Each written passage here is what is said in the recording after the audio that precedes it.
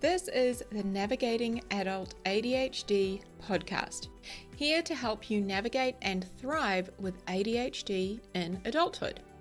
I'm your host, Zena, and I was diagnosed at age 36.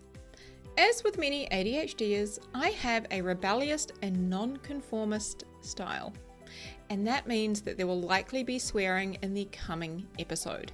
Please be mindful of any little people. Hello, my friends. Welcome back to the Navigating Adult ADHD podcast, where today we're going to talk about task initiation, how to get started. And before we do that, I just wanted to give you guys an update. So a couple of weeks ago now, I ran the ADHD masterclass, which was a huge success. It was totally free. We had so many of you guys join and come along or watch the recording, and I'm going to share with you some of the things that people said. So people have said, you explained this complicated shit so well. I was literally taking pictures of the screen. No one has ever explained any of these things to me. And one of my personal favorites, because this woman actually explained that she'd worked with Ned Hallowell, who is the author of ADHD 2.0 and one of the experts on all things ADHD. She said, I gained more knowledge from you on that Zoom class than I have in over 40 years. Which blew my mind. Now, I'm sharing all of this with you because I'm going to take this masterclass and turn it into a free video series for you guys. And the reason I've decided to turn it into a video series as opposed to just offering you the class is time blindness got me good. Meaning I thought I could do this in 60 minutes and it took me an hour and 45.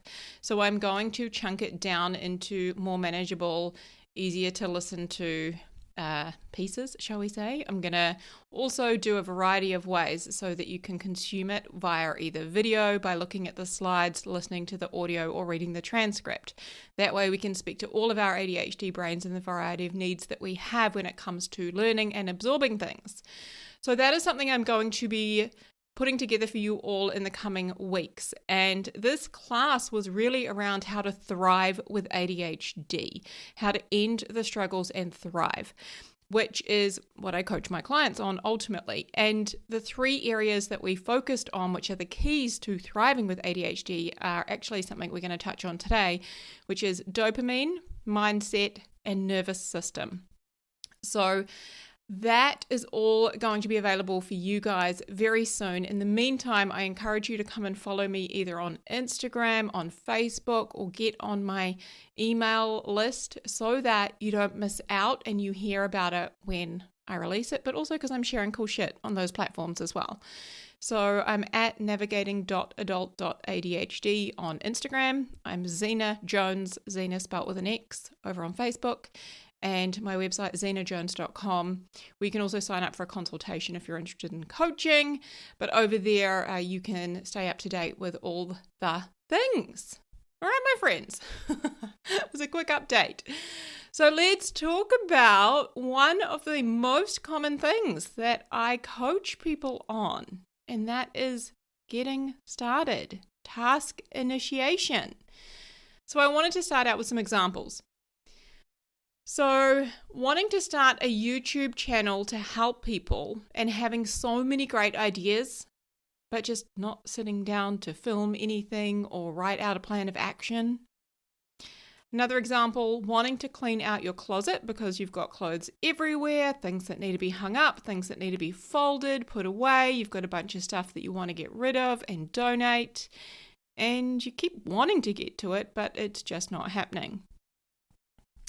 Another common example is you want to write out the presentation that you need to deliver for work, but you've got no idea where to start or how to get started, and so you just keep avoiding it. Another one here is you're wanting to make some new friends, but every time there's an event that you could go to, you cancel last minute and just say, I'll go next time. That's a common one. I speak to a lot of people who struggle with friendships, with maintaining current friendships, but also creating new friendships. And there's often an element of kind of avoiding it that plays into it. So that's one that I can relate to myself, and I also coach a lot of people on. So I want to start out by looking at why this happens, okay? So here are some of the most common reasons why this happens. If a task is boring, our brains hate boring. Something that our brains perceive as boring is like force feeding ourselves to eat a food that we hate. It is not gonna happen. If something is boring, we will go to great lengths to avoid it. Now, this is good to know because we can actually change our association or relationship to it or make it more interesting and fun. Okay, so if it's boring, just know we are going to do whatever we can to avoid it. Also, another reason that this commonly happens is if we think something is too hard. ADHD brains hate things that are too hard. We will prioritize anything and everything else, including I have cleaned the kitchen, I have productive, I will fold laundry rather than doing a task that is too hard. And I'm sure that that's telling you something because most of us have a tendency to avoid laundry. But sometimes I can become very productive in my procrastination and get a shitload of other things done, which is great for those things. But the thing that I do really need to sit down and do, if my brain is telling me it's just too hard, we'll go and do a bunch of other stuff instead. Okay, now, also, this is very good to know because if we know the reason we're avoiding it is because we think it's too hard, we can solve for that. Okay, now, another really common reason why we avoid initiating tasks is because our brain does a behind-the-scenes dopamine calculation. And if our brain sees a task as not being immediately rewarding or pleasurable and costing too much dopamine, then it says no. So I wanted to kind of give you a visual picture that I shared in the masterclass recently was if you imagine you've got 3 coins of dopamine and you're going to pay 3 coins of dopamine. And in return, you're only going to get 2 coins back. Your brain goes, nah, not worth it. No way. I'm going to go do something else. Or I'm just going to avoid it with some Netflix or something else. Whereas if our brain goes, I'm going to pay 3 coins of dopamine for this and I'm going to get 3 or more in return for doing this task, yeah, I can get on board with that. Let's go. So we're always doing this behind the scenes. And I say behind the scenes because we don't hear our brain calculating this. But because we have less dopamine, and we're also very intrinsically motivated, we prioritize things that we want to do because of the perceived amount of dopamine that we will get through the process and how good we're going to feel during and after the task. Okay, so we always have this mental calculation going, and if something, for example, often I see this with goals, and if we have to say, write a proposal for work, and if it's accepted, then, maybe 3 months down the track, we might get this huge payout, right? Now, we would love the payout. That's really exciting to us. But writing it now for something that we're not going to get for 3 months, and even then we might not necessarily get it, our brain's like, yeah, there's no real immediate reward, but there's a shitload of effort I have to pay up front. So I'm basically giving you a lot of dopamine. I don't know when or how much I'm going to get. You can see how our brain is very resistant to that. Okay. Another common reason why we avoid starting tasks is if we have expectations attached to that task or that specific thing that we need to start or get done. So that might be that we have expectations for ourselves and how we think we should complete it, which is often like a perfectionist kind of an element, like it should look like this and it should, I should do it this way. There's often a lot of shoulds wrapped in it. Or there may be expectations from other people. So, my boss expects me to have this, or my colleagues, or my partner expects that it should look like this, or I should be able to do this. And when there's this, either internal or external expectations element, then we may experience a feeling of dread. Everyone hates feeling dread, so what do we do when we feel dread? We do something else to avoid feeling dread. Okay, very normal. Another element that can play in when there is the expectations at play is fear of RSD, rejection sensitivity dysphoria. So especially with, other people who perhaps we are accountable to or who, will see this.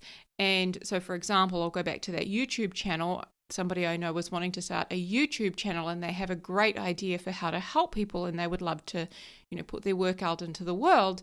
But at the same time, there is an element of fear of what if people criticize this? What if people don't like it and they reject the idea or they challenge what I've said and how I've done it? What if I get negative feedback? So when that happens, that fear of RSD, rejection sensitivity dysphoria, even the perceived fear of that can be very paralyzing. Okay, so that could be another reason why we're avoiding getting started. Okay.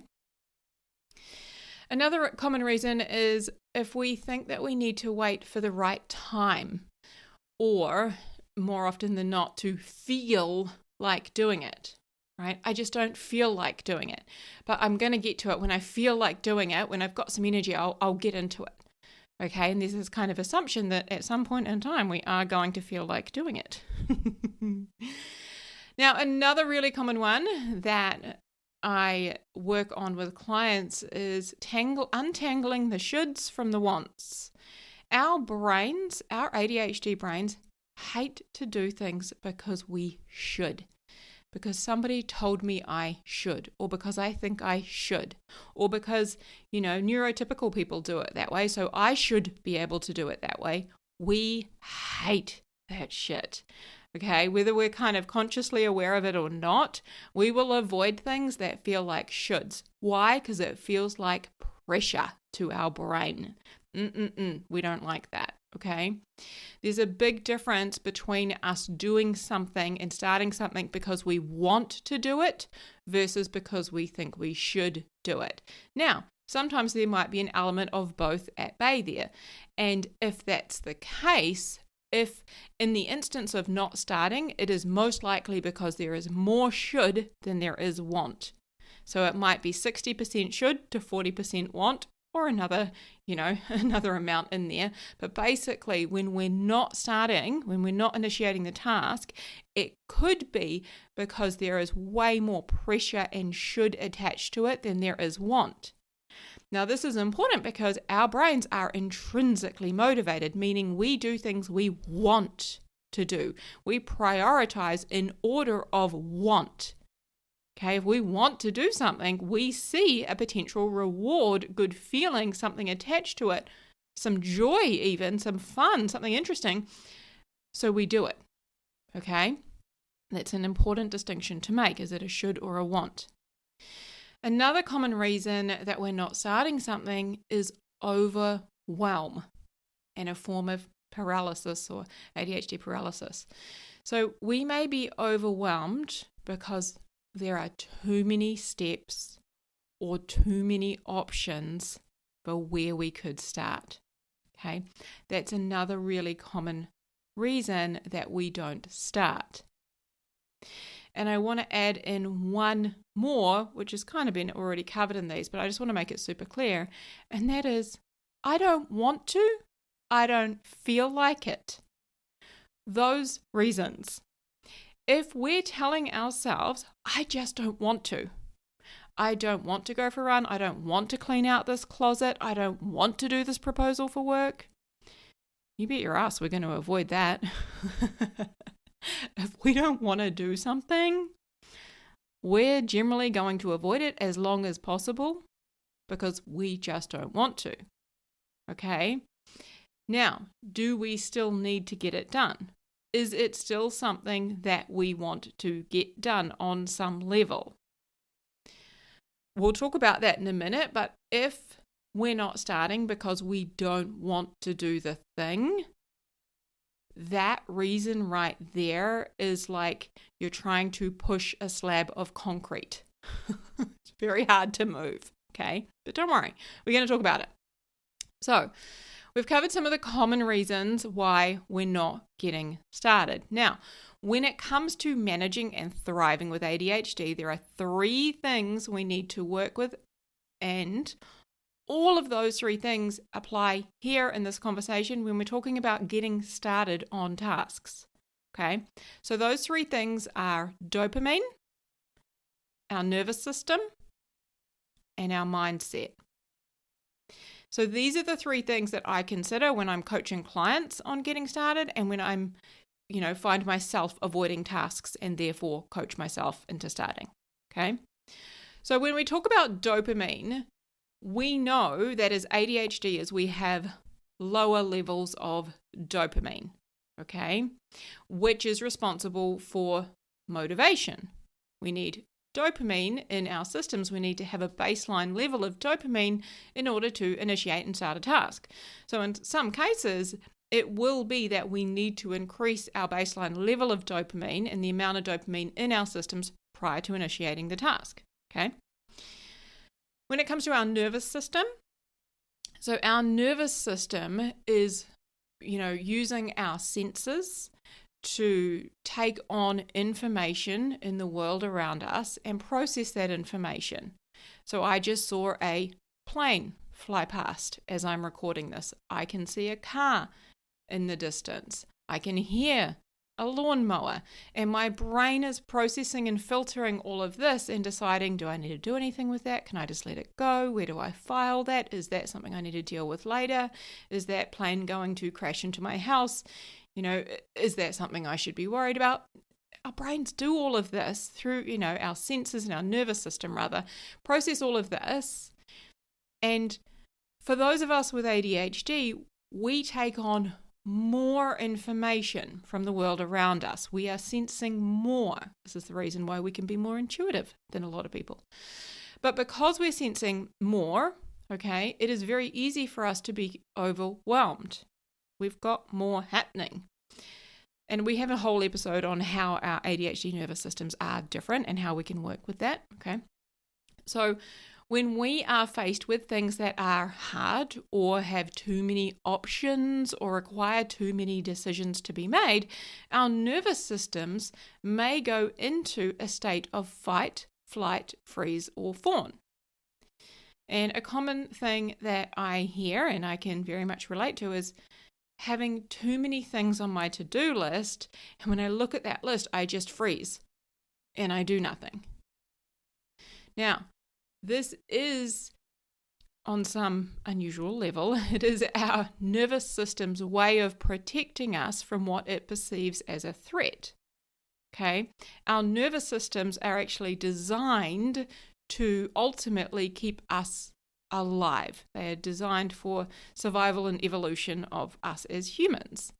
So when there's too much energy that needs to be used for this to-do list, one of the ways that our nervous system will protect us is by saying, nope, that's a threat. I don't have enough energy. What if a lion comes running out towards me and I need to, take action? I need to save my energy and my brain space for that. Okay, I hope that makes sense. I explained it in a rather odd way, but we got there. All right, mindset. So mindset is all about how we think and feel and therefore act. So what we think about a task, our thoughts about the task, will determine how we feel about it. And how we feel about it will determine whether or not we take action. Okay? So what we think determines how we feel, and how we feel determines the action we take or don't take. So for example, earlier today, I had planned to go for a run. And when the time came, I just didn't want to. I didn't feel like running that far today. So those were the thoughts I was having. I don't want to, and I don't feel like running that far today. And when I was thinking that, it caused me to feel resistance. And when I feel resistance, I avoid something. And I'll share with you in a few minutes how I was actually able to change that way of thinking and feeling so that I actually did go for a run. Okay, so mindset is all about how we think, feel, and act. Also, an element of mindset is the meaning that we attach. We are meaning-making machines. Humans make meaning of everything. Today the sun is out, I make it mean it's a good day. I love the sunshine, right? When it's raining, I make it mean it's cold and miserable.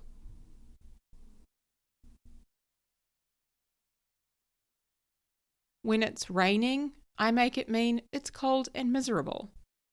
So we are forever making meaning of everything in the world around us. Now, in the case of getting started on something, we will make it mean something about ourselves and our abilities. Okay? So often I work with clients who make their resistance to starting things mean that they are lazy or that they don't have what it takes to succeed in life. Now, these stories lead us to feel terrible. Okay, those are thoughts that lead us to have feelings of perhaps shame or dread or guilt. And when we feel that way, we want to avoid feeling terrible. So we do other things unrelated to the task so that we can feel better.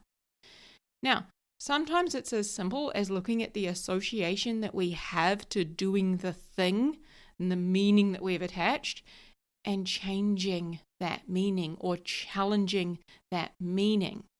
Okay? So, I've just briefly covered off how dopamine, our nervous system, and our mindset are at play when we're talking about task initiation. So, my friends, the question you all have is, but how do I actually get started? I love it. I have that question too. So I'm going to share with you a bunch of ways that you can play with depending on the task in front of you. And I want to emphasize that this is not a one size fits all, because what works for you in this instance is going to depend on why you are not doing it, okay, which is the thing you want to solve for.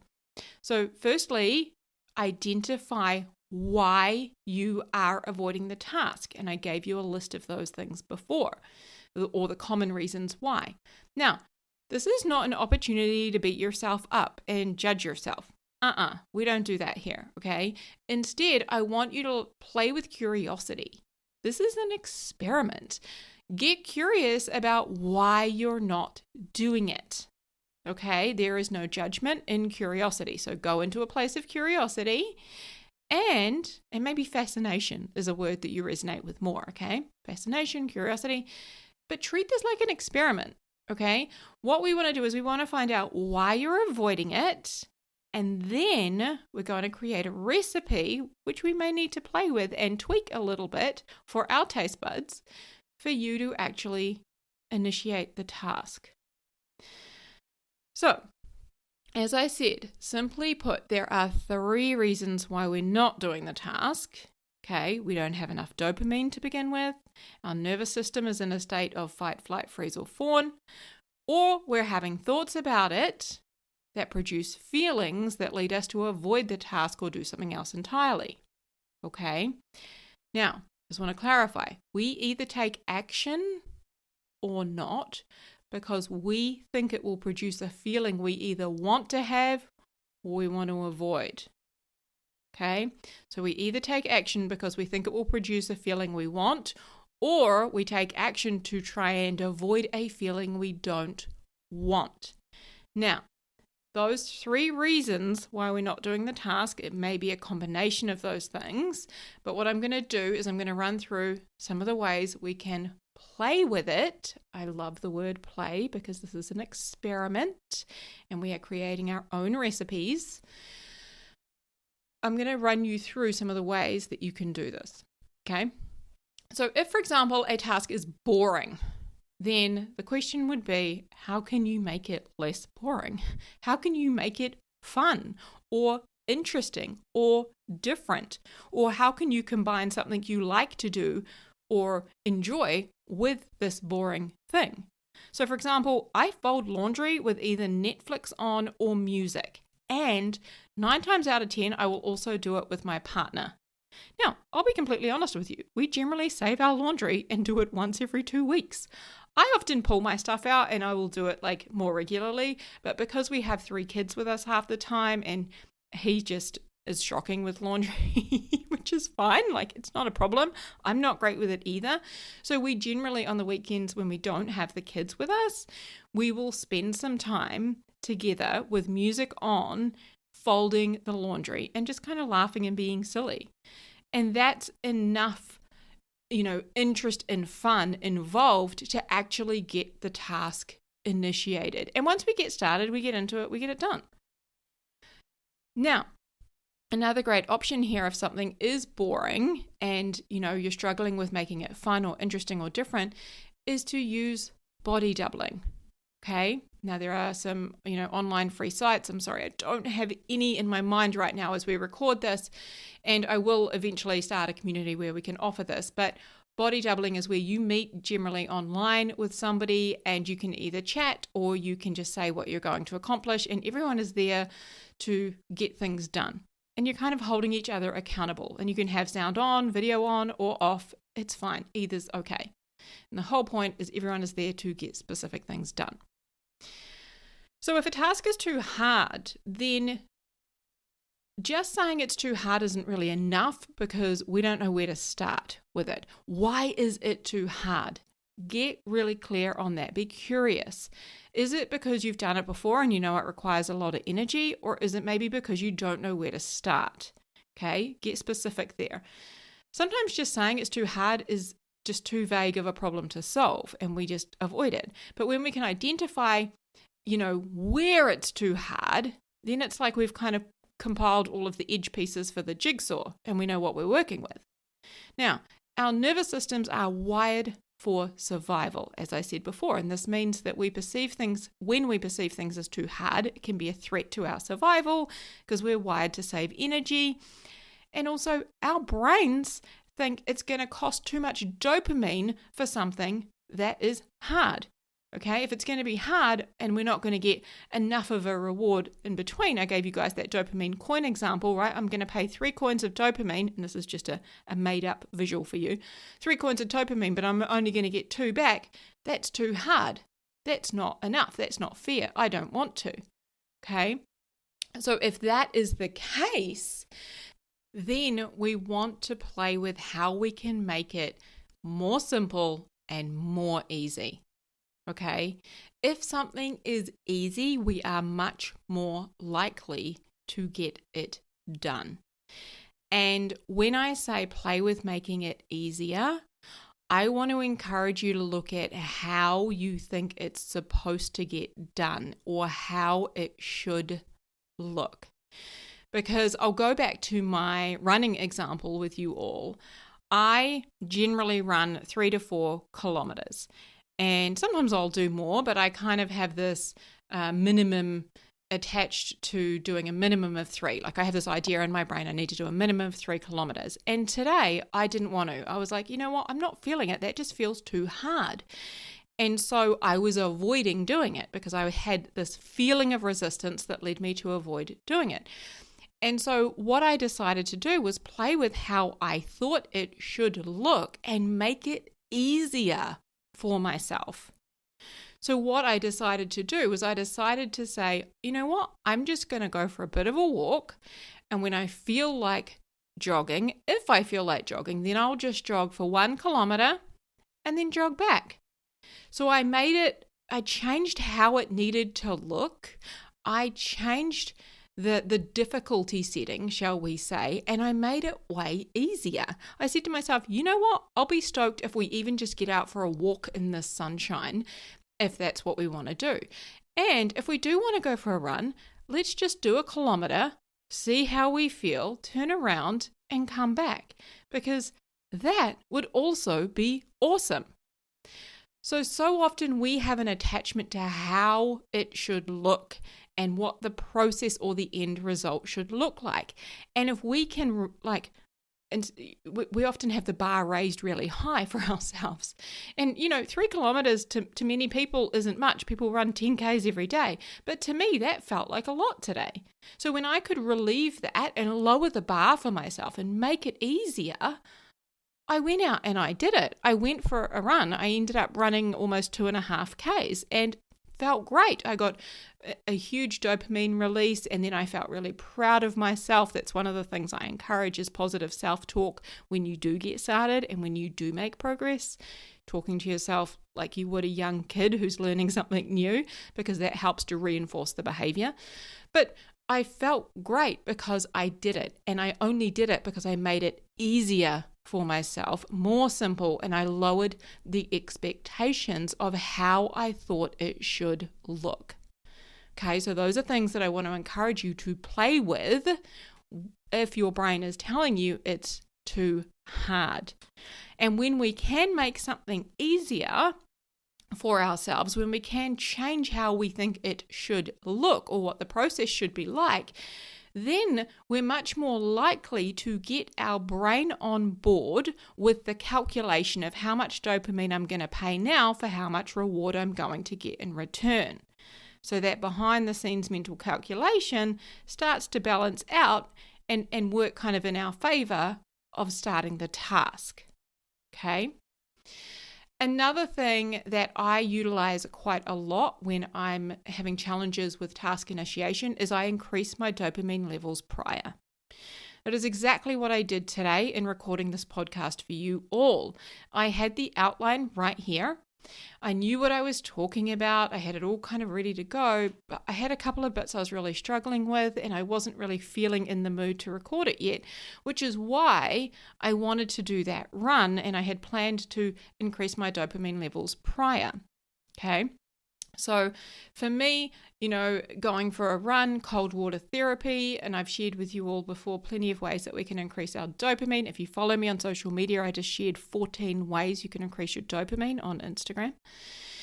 So if we can increase our dopamine levels prior, especially when we know how to start the task or what it is or where we're going to start, right? Then just increasing our dopamine levels can really help with actually initiating the task. So I went for the run, I came back, I'm still sweaty, I'm still in my gym gears, and I sat down, I finished the outline, and I started recording because I had more dopamine, and to me it felt more manageable to start, and I actually was kind of excited because I had worked on increasing more of that drive and motivation in my system with more dopamine. Okay, so that's a really easy one that we can play with. Another one is getting really clear on whether it's a want or a should. Now, I talked a little bit to that before. If it's both, which way is it leaning? Because it's probably more of a should if you haven't yet started. As I said, we're intrinsically motivated. So what am I going to get in return? Is this something I want to do? If we want to do it, we're so much more likely to go and do it. We can play with our desire attached to something. So when we focus on why we should do it and it feels like pressure, we're going to avoid it. But we can equally send our brain in the direction of focusing on why we want to do it and really mining that. It's worth spending time, whether written down or speaking out loud to a safe person, to a friend, a family member, a coach, what have you. Whatever works for you. I often write down, but in the environment where you can speak out loud, it's great. But in doing so, look at why you want to do it. Now, our brains have a negativity bias. They're always going to lean to why we don't want to or why we think we should. That's not the question. We want to answer the question of why we want to and what we will get from doing it. Focus on that and you will increase your want and your desire to do it. And when doing that, you're changing your thoughts, you're changing how you feel, and therefore you will likely take action. Okay, and you may use a combination of the things that I'm offering you here. Okay, another thing to be mindful of is using the NICU. Okay, so this is getting our interest-based nervous systems on board. NICU stands for making things novel, making them interesting, making them challenging, like adding a fun element of challenge, whether that's using what are those apps? Gamification apps. A lot of people love to use those. And also adding an element of urgency. Many of our brains, I know for me this is very true, they work really well with a deadline. When we have something to work to, we can get shit done. You need it by midnight tonight? Fine, I'll stay up all night, all good, I can do that. Right? Sometimes we do work really well to a deadline. So if we can put that in place or have an external person put that in place, if you know you work well with that and yet your employer's like, no, when you get it to me, it's all good, you need to say to them, you don't need to, but I would advise that you do. Say, hey, I would really like a deadline because I work better with deadlines. If you tell me you need it by Friday at lunchtime, then you don't have to tell them you'll start working on it Thursday, which many of us will, which is okay, right? There's nothing wrong with that.